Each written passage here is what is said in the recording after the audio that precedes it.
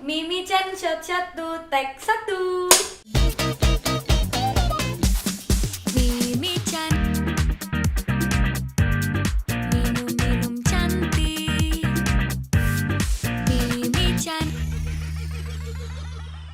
Halo semuanya, kembali lagi di Mimi Chan minum-minum cantik. Dan hari ini episodenya bersama Kak Abi Respati. Halo Kak. apa kabar? Thank you ya udah mau diundang di Aku sini. yang terima kasih akhirnya diberi kesempatan bisa datang di kontennya Prilly loh. Ya ampun, enggak, karena emang Mimi Chan ini minum-minum cantik. Jadi kita itu ngobrol sambil minum-minum cantik. Dan kayak nggak ada list pertanyaan, nggak ada konsep Jadi apa-apa. emang ngobrol aja. Jadi emang ngobrol, karena aku pengen kakak bisa kayak bebas aja ngobrol, nggak usah ada yang ditahan-tahan kayak kalau di TV atau kalau di Betul, mana gitu betul. kan. Dan ini tuh Mimi Chan ini kayak tokoh-tokoh inspiratif gitu yang nyeritain di balik kisah sukses dia atau hidup dia gitu. Dan kenapa aku pengen kakak, karena kita kemarin ketemu Iya, pas betul. syuting. Jadi aku tuh kemarin habis syuting sama Kak Abi Respati. Kita syuting buat acara di salah satu TV program gitu. TV. Dan Kak Abi tuh nyeritain perubahan dia. Dan aku dulu pernah ketemu sama Kak Abi. Kita ngerjain project video klip. video klip Malam Minggu di Jakarta Ya, malam minggu di Jakarta. bersama Ardito. Itu lama banget ya. Lama banget, itu Berapa tahun ya? 2017. 2017. Iya kan kakak waktu itu ngurusin apa sih kak? Apa? Kostum ya kalau nggak salah ya? Iya, ngurusin kostum dan lain-lain lah. Iya, Perintilan-perintilannya. jadi kakak tuh kayak ya udah di video klip itu semua diurusin kan Iya. sama kakak. Dan dulu tuh aku ketemu sama Kak Abi Respati, cantik banget. Kak, Rambutnya aku lebih panjang. aku masih ingat dulu tuh kakak pakai celana yang kayak ala-ala cutbray gitu, terus bajunya ke meja dimasukin, terus rambutnya dikuncir pakai anting. Aku masih ingat loh. Bener-bener. Terus kita foto gitu Iya, kan. bener-bener. Dan aku tuh ngerasa kayak menjadi wanita yang gagal gitu di sebelah kakak karena Enggak lah, kakak masa jauh lebih gagal? cantik gitu dan lebih langsing dibandingkan aku Ya, gitu. saya dulu kurus banget ya. Dan cantik banget kak, sumpah jujur. Nah terus aku sempet ngeliat perubahan kakak di Instagram ya, yang kakak akhirnya ngepost kalau emang ini udah keputusan kakak untuk berubah Betul, dan bla bla bla. Cuma kenapa bikin orang-orang kaget karena nggak ada tandanya gitu loh kak. Bener. Maksudnya kakak tiba-tiba kayak langsung potong rambut, ganti gaya Semuanya. hapus semua foto-foto di Instagram, terus jadi Abi Respati yang baru gitu. Iya bener ya, memang apa ya, memang gak banyak orang yang bilang tuh itu kayak itu tuh settingan, itu udah di apa ya, udah dipikirkan, Setting, udah dipikirkan mateng-mateng yang kayak gitu segala macam. Pertama ini belum pernah aku share dimanapun. Pertama, I don't wanna be famous, yang pertama. Jadi buat apa, dan gini, dan aku kerja itu sama banyak orang famous. Jadi buat apa aku harus famous? Itu yang pertama. Dan dari dulu yang aku lebih seneng kerja di balik layar. Iya sih, dulu Ya kan kan, ngurusin iya, video aku klip banget. nggak pernah. Dulu dari awal aku lulus sekolah itu aku udah jadi fashion stylist dan aku lebih seneng di belakang layar gitu. Sampai dulu tuh sering banget kayak ada produser segala macam. Tapi mau nggak jadi artis atau mau nggak ini segala macam? Aku nggak pernah mau. Dan jadi memang hal itu memang bukan apa ya, bukan sesuatu yang memang disengaja atau dibuat-buat segala macam. Dan itu memang bener-bener itu Allah kasih hidayah, bener-bener makanya cepat gitu. Jadi orang bertanya kayak cepat banget dan segala macam ya, memang seperti itu. Hidayahnya apa sih kak? Gimana Maksudnya ya? kayak kita kan memikirnya ya kalau dengan hidayah udah bermasalah apa atau Iya, iya, apa. iya. Cuma enggak ya kakak? Enggak sih. Jadi lebih apa ya? Susah juga sih karena ini bener-bener apa ya, bener-bener alhamdulillah banget.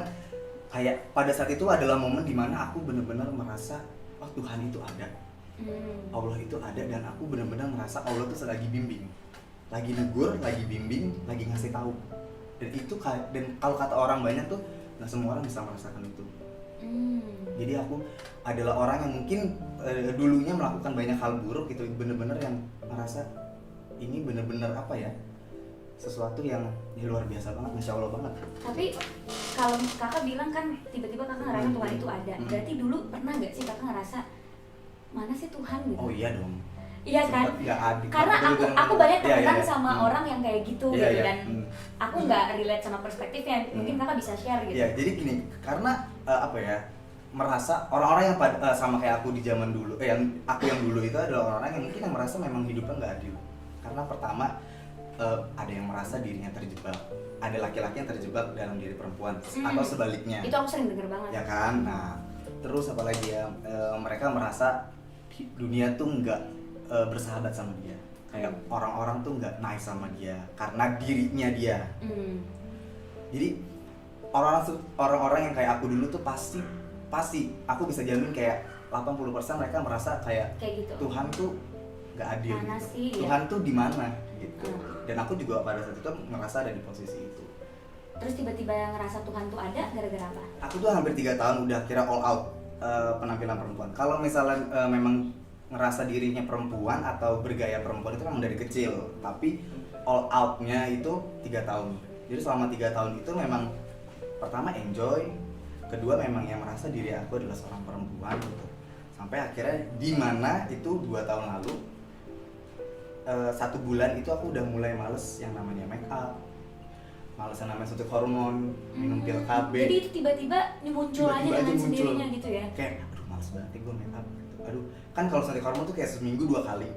Terus kayak udah males gitu. Terus nggak minum pil KB yang kayak gitu. Itu awalnya kayak gitu. Awalnya. Habis itu pengen banget kalau setiap malam tuh baca-baca ayat Al-Quran.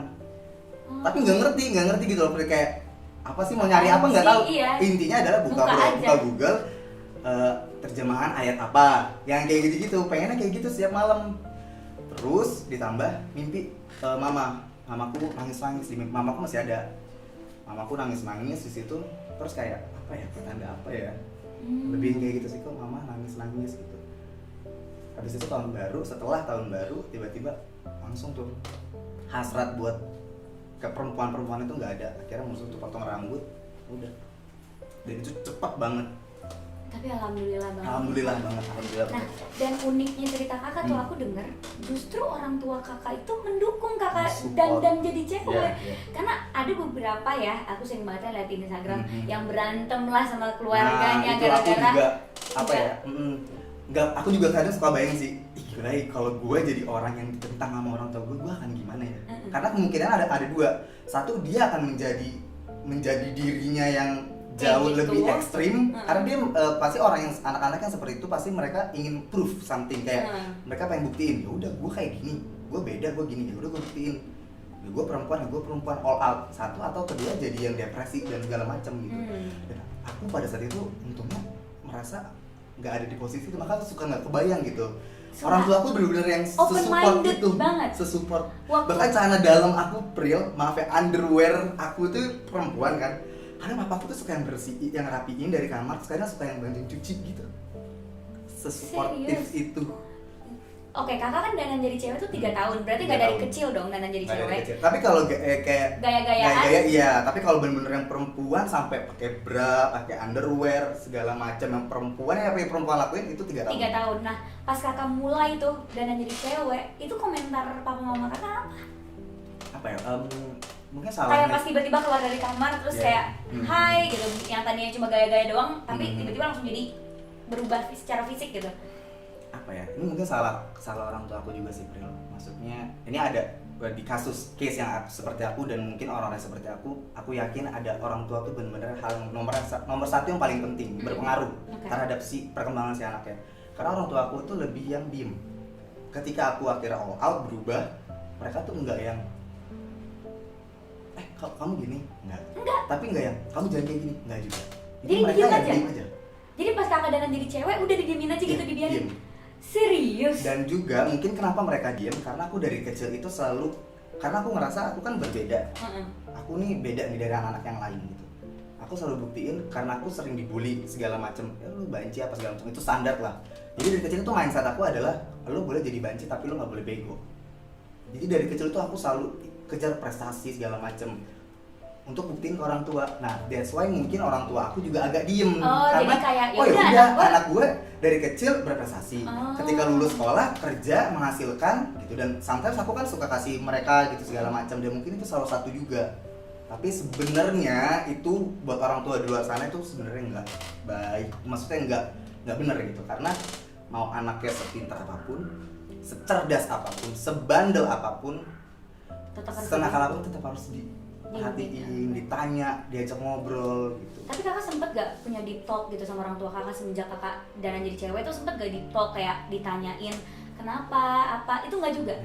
Never Tapi berarti orang tua kakak tuh kayak bule ya? Iya, bener-bener nggak pernah ngobrol maksudnya nggak pernah ada yang kayak kamu tuh gini, kamu tuh gini, itu tuh nggak ada. Iya, maksudnya karena aku kan beberapa kali juga ke Amerika dan aku melihat sosok orang tua yang seperti itu. Maksudnya kayak it's my kid's life gitu, kayak itu hidup dia. Jadi emang bener-bener nggak pernah Iya, kayak kalau emang dia happy ya udah nggak apa-apa. Jadi kayak sebenarnya tipe orang tua kakak tuh lebih kayak bule malah ya. Betul ya, mungkin ya seperti itu. Jadi bener-bener emang nggak pernah ada obrolan serius yang personal gitu dari ibu dan anak gitu. Misalnya ibu dan anak tuh pasti kan udah, apalagi mamah ya, mamah tuh sama anak tuh pasti dekat banget kan, dan pasti ada obrolan. Aku tuh nggak pernah dari kecil. Mungkin dari kecil kalau pas kayak SD gitu mungkin ada tapi lupa. Tapi begitu beranjak dewasa tuh nggak pernah. Oh my god. Sampai yang aku waktu itu akhirnya memutuskan untuk keluar dari rumah pada saat itu, aku sempat kayak berantem sama mereka karena ketika lulus sekolah mereka tuh nggak pernah nanya aku tuh maunya apa, either mau kuliah atau mau kerja, sampai kayak gitu. Jadi nggak pernah ada obrolan. Jadi sebenarnya kayak ya udah terserah gitu ya. Betul. Kadang kan kalau anak yang diposesifin banget yang kayak kamu harus kuliah, kamu harus ini, ngerasa terkekang. Tapi ternyata yang dilepas banget juga ngerasa sendiri ya malah iya, ya. Jadi ya gimana ya, agak susah juga. Jadi nggak boleh terlalu yang santai juga, tapi jangan yang terlalu ngekang juga. Ya sedang-sedang aja kayak kita pacaran aja gitu betul. kan. Kayak ya jangan yang ngekang, jangan yang ngelepas juga. Betul. Tapi kakak berapa bersaudara? 3 bersaudara, aku anak kedua. Nah, Bandel kakak biasanya. sama adik kakak tuh gimana? Kalau memang aku tuh nggak Nggak dekat juga. Jadi memang tuh jarang, nggak ada obrolan serius antara kita keluarga gitu loh, Pril. Tapi kan biasanya kalau kakak atau adik lebih komentar kan, lebih vokal biasanya. Pernah gak mereka vokal gitu? Enggak sih, nggak pernah. Nggak pernah juga? Nggak pernah juga. Serius? Kayak aneh kan? Ya kayak aneh. Jadi kayak hidup sebatang kara aja gitu sebenarnya. Oke, gitu. kalau keluarga inti kakak nggak ada yang komentar. Kalau Ada. keluarga besar, nenek, kakek, tante. Nah itu kayaknya mungkin iya, tapi nggak pernah secara langsung gitu ya. Karena aku juga nggak pernah aku tuh bukan yang kayak family person gitu loh, Pril. Jadi aku tuh lebih yang menghabiskan hidup aku sendiri dan dengan karir dan dengan teman-teman. Lebih yang kayak gitu. Jadi tuh aku jarang yang kumpul sama saudara segala macem. Tapi pastilah saudara-saudara tuh pasti kaget. Pasti ada komentar lah ya, maksudnya kayak kok dia ya karena cewek? karena pas akhirnya aku udah hijrah ketemu mereka semua yang alhamdulillah gini segala macam. Berarti kan sebelumnya ada omongan gitu.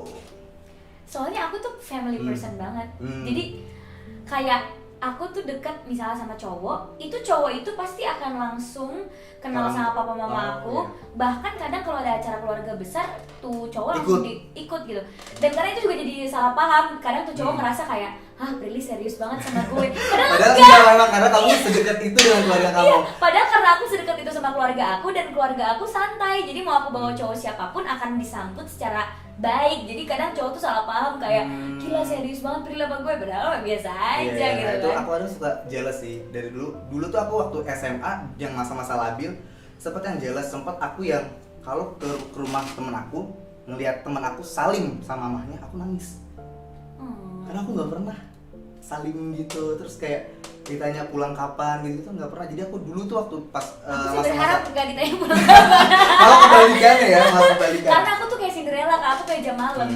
Intinya kalau udah jam 12 aku nggak ada di rumah itu kayak bakal berubah hidup abu gitu. Pokoknya itu udah pasti satu rumah panik, papa nggak bakalan bisa tidur. Jadi kayak aku sekarang suka berharap pengen deh sekali-sekali nggak usah ditanyain kapan gue pulang. Nah itu makanya itu sebenarnya yang kayak gitu sebenarnya kamu beruntung karena banyak di luar sana anak-anak yang merasa jauh sama orang tua, yang merasa kayak orang tuanya tuh nggak attach banget sama anaknya gitu. Dulu malah aku suka kesel kalau misalnya ada nih teman sekolah aku yang kayak dia yang kayak dikasih fasilitas mewah segala macem, terus suka ngomong kayak hidup gua kok gini banget. Aku tuh kayak kesini lu ngobrol sama gua, ngopi sama gua, ayo ngomong ada apa. Kayak lu tuh udah kasih kemewahan, lu kasih fasilitas, orang tua lu tuh lengkap gitu. Maksudnya orang tua lu tuh lengkap dalam artinya adalah mereka ada orang tua yang bukan label dong orang tua, tapi ya orang tua gitu. Ada, terus lu ngerasa hidup lu tuh kenapa-napa gitu. Apa kabar gue gitu. Dulu tuh suka kesel kayak gitu waktu zaman labil lah. Ditambah dengan karakter yang seperti itu jadi double lah. Nah itu yang mungkin yang bikin akhirnya kebentuk gitu loh Pril. Kayak akhirnya semakin berani untuk membuktikan kalau diri gue tuh bisa berdiri sendiri dengan apa yang ada di pikiran gue gitu. Nah terus pas kakak hijrah ini udah ada di TikTok sama orang tua kakak? Apa belum juga? Di TikTok mungkin lebih begitu hijrah tuh ketemu 2 minggu setelah akhir aku merubah penampilan segala macam, baru 2 minggunya ketemu bapak dulu baru sama mama. Mereka sih kalau mama cuma bilang kayak, karena pada situ aku mimpi mama nangis gitu. Jadi mama cuma bilang ya, aku pertama waktu itu minta maaf karena apa ya mungkin berarti dengan selama ini aku udah membuat mereka mungkin sakit hati, khawatir, mereka kan diomongin segala macem yang nyimpen omongan-omongan orang mungkin di ya segala macem lah, hal-hal buruk ke dia yang nerima gitu tanpa aku tahu sebenarnya. Jadi aku lebih minta maaf. Dan kalau mama tuh lebih bilang apa ya mungkin kamu mimpi mama nangis itu kayak apa ya, mungkin tuh Allah kasih caranya itu lewat mama nangis, karena ya mungkin Allah udah nggak ngerti lagi cara, maksudnya Allah bukan nggak ngerti, Allah tuh kayak gimana ya biar anak ini tuh sadar gitu lewat mama nangis. Mama nangis itu adalah bentuk dari kumpulan doa-doa yang selama ini mama kasih buat kamu. Jadi berarti sebenarnya your parents are amazing gitu, kayak dari despite gimana cueknya dia, tapi berarti dia diam-diam kan juga mama papa kakak ternyata diam-diam nyimpen omongan orang. Karena dan itu yang bikin aku sebagai anak yang bener-bener pada saat itu adalah momen merasa yang berdosa banget sama orang tua.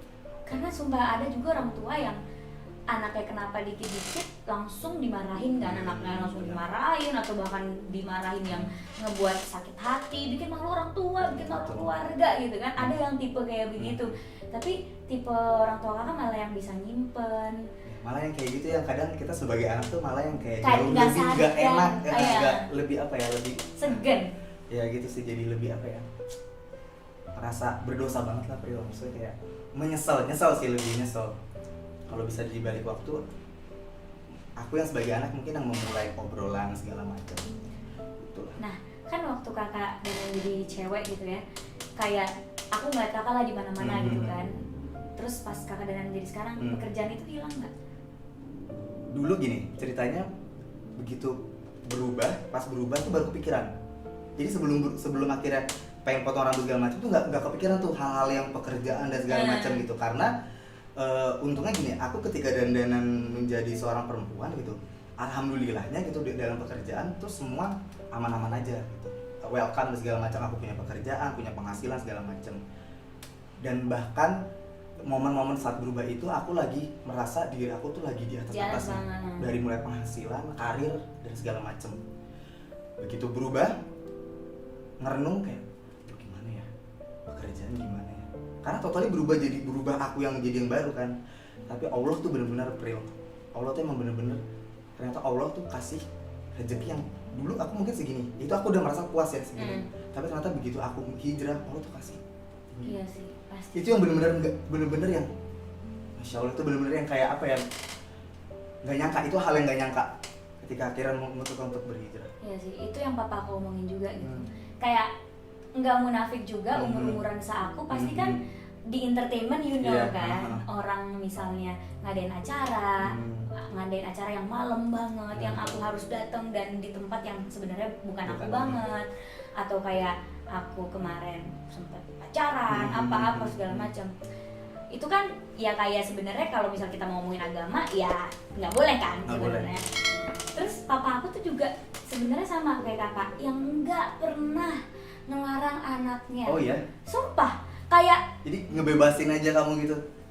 Dia ngebebasin tapi kasih arahan. Wejangan, kasih arahan kayak ini nggak boleh ya, batasannya tuh sampai sini ya, kamu tidak boleh seperti ini, tidak boleh seperti ini. Tapi nggak yang kayak nggak boleh Pril, kamu nggak boleh enggak, jangan dilakuin itu, enggak, dia biarin aja. Kayak misalnya dulu tuh dia ngelarang aku pacaran, tiba-tiba aku pacaran terus tapi nggak dimarahin, aku cuma ngomong, aku ngomongnya lagi make up lagi, terus dia kan suka masuk kamar aku, Pak, aku udah jadian. Bukannya papa nggak bolehin ya? Maaf, oh gitu. Abis gimana dong gitu kan? Kayak suka sama suka gitu kan? Ya udah, jalanin aja. Dan yang bikin aku salut banget, dia ngomong gini, ya udah jalanin aja, cuma kamu jangan sampai nyakitin hati orang. Jadi dia kayak jangan nyakitin hati orang, dan tahu kan batasan pacaran sampai mana. Jangan ikutin yang lain-lain, jangan mewajarkan hal-hal yang sebenarnya tidak wajar. Jadi kalau kamu mau pacaran ya pacaran sehat, dan jangan pernah nyakitin hati orang. Kalau emang mau pisah harus baik-baik, harus so sweet gitu kan. Bener-bener. Tapi dan papaku selalu ngomong gini, gila ya Pril, kamu tuh udah dikasih rezeki, udah dikasih kemampuan, kayak kamu bisa kayak sekarang itu kemampuannya kan dari Allah, bukannya karena kamu pintar atau kamu apa, itu semua Allah yang mau kamu kayak gini. Malu gak sih kalau kamu ngelanggar peraturan dia? Nah itu yang ngebuat aku tuh kayak Jelek ya langsung. jelek. Aku langsung mikir banget kayak gila, malu banget ya gue ya emang ya kalau melanggar peraturan Tuhan ya, padahal gue udah dikasih segininya. Akhirnya sekarang aku juga bener-bener ngebuang yang toksik di hidup aku, teman-teman yang ngebuat aku ngelakuin hal yang nggak benar atau kayak sesuatu yang ngebuat aku jadinya bukan diri aku gitu. Jadinya aku sekarang aktif melakukan hal positif karena omongan papa aku itu, kamu udah dikasih rezeki banyak banget, nggak malu sama Tuhan. Oh, dan mungkin kakak juga ngerasain hal itu kan, kayak gila gue udah dikasih rezeki terus apa tapi ngelanggar gitu kan. Gila sih, aku salut banget sih. Jadi sekarang kakak ngerasa kayak positif banget dong berarti. Alhamdulillah sih ya. Malah jauh, iyalah. Oh ya? Oh iya dong. Wah jadi gini, ketika hijrah aku pikir semuanya menerima, akan jauh lebih tenang, gak ada lagi omongan, gak ada apa. Tapi ternyata ketika hijrah itu perang itu baru dimulai. Serius? Jadi itu cobaannya tuh malah jauh lebih besar gitu. Dia mungkin memang itu Allah kasih cobaan gimana supaya tetap bisa istiqomah, tetap kuat segala macam. Jadi ya yang paling penting itu, yang paling pertama yaitu teman-teman hilang.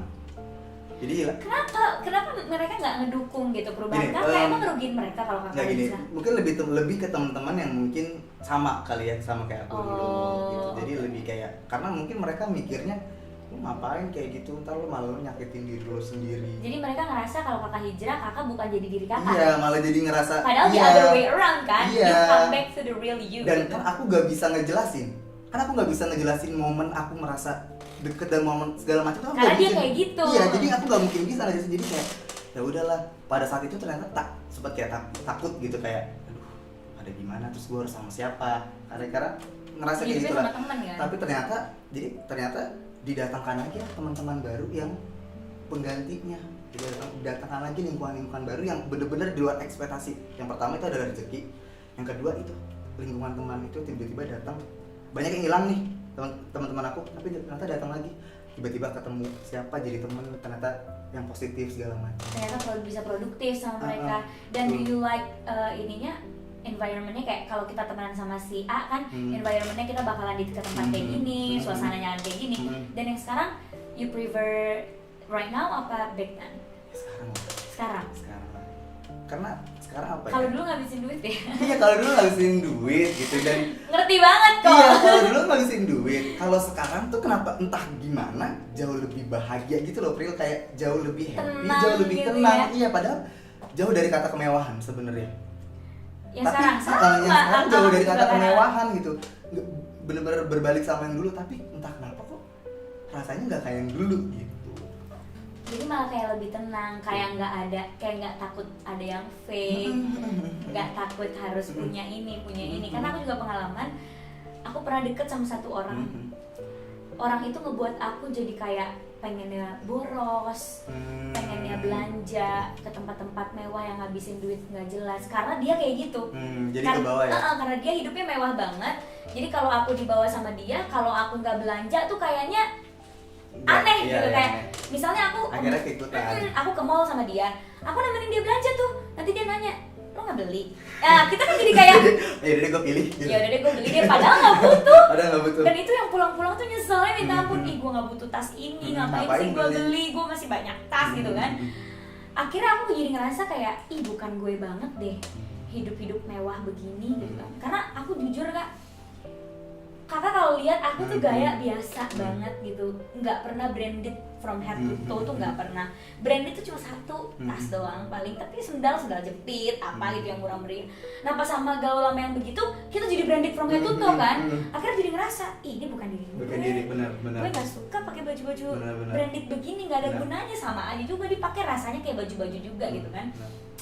Dan akhirnya pas keluar dari pertemanan kayak gitu, sekarang aku jadi balik lagi ke diri aku, tabungan jadi lebih aman, uangnya bisa dialokasikan ke hal-hal yang positif, bisa alokasikan ke bisnis, ke olahraga yang berguna. Berarti kakak juga sekarang ngerasain gitu dong? Ya, intinya benar-benar kayak kenalin diri sendiri sih. Ketika kita udah tahu diri kita sendiri, itu akan benar-benar ke benteng gitu loh, tidak dari lingkungan, dari segala macam tuh semuanya karena kan ibaratnya kayak virus aja gitu, kita nggak mungkin bisa tahan satu kan, tapi kita harus bentengin kitanya nih. Iya benar. Iya, jadi itu yang aku sekarang akhirnya punya pemikiran baru gitu sih, setelah berhijrah punya pemikiran, orang-orang yang seperti aku dulu itu sebenarnya mereka orang-orang yang belum mengenal dirinya mereka. Kayak aku dulu merasa gue adalah seorang perempuan terjebak dalam diri laki-laki. Gak ada. Gue tuh perempuan, jadi itu gak ada. Pernah gak sih sempet kepikiran mau operasi? Jadi ada keinginan untuk berkeluarga ada, ya? tapi susah Pril kalau orang yang kayak aku tuh masih kayak gini ya. Anaknya mau, tapi orang tuanya kadang nggak mau gitu. Nah itu berat ya. Jadi kadang suka mau ngedeketin kayak, aduh anaknya sih mau gitu kayak deket, tapi kan nanti keluarganya. Karena berat itu kan kayak, ya Banyak ngapain orang nikah sama mantan waria?